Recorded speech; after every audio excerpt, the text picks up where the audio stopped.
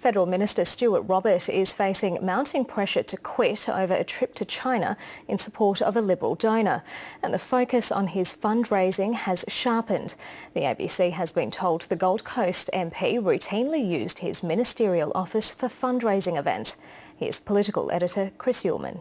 Accidentally turns up at a... The torture continues for Stuart Robert. My question is to the Minister for Human Services. As Labor turns the screws on the Minister for a trip he took to China in 2014 in the company of Paul Marks, a businessman who's given a lot to the coalition. The principal of Nimrod Resources has donated more than $2 million to the Liberal Party in the past 2 financial years. The Minister took personal leave to make the trip, which means he shouldn't have conveyed the impression he was acting for the government. But it's also been revealed he met with a Chinese Vice Minister.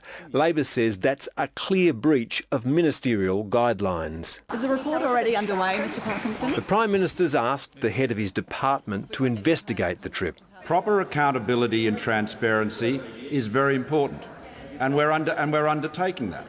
And though the questions mount, including whether he took a private jet, every response is the same. I refer the member to my previous answer. There's now a growing focus on the Minister's muscular networking and fundraising.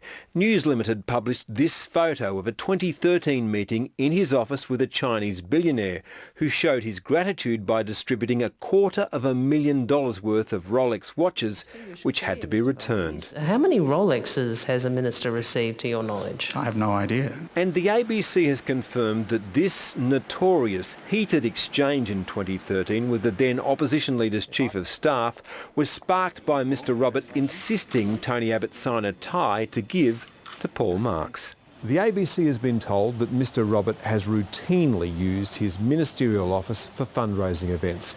His response to questions about that is that he uses his office for parliamentary business. Signing ceremonies. Labor clearly wants the government to know that somebody in the coalition is supplying it with incredible detail. The Department of Prime Minister and Cabinet's advice about the leave request, document number B14/2264. Not everyone in government is on the minister's side. Chris Uhlmann, ABC News, Canberra.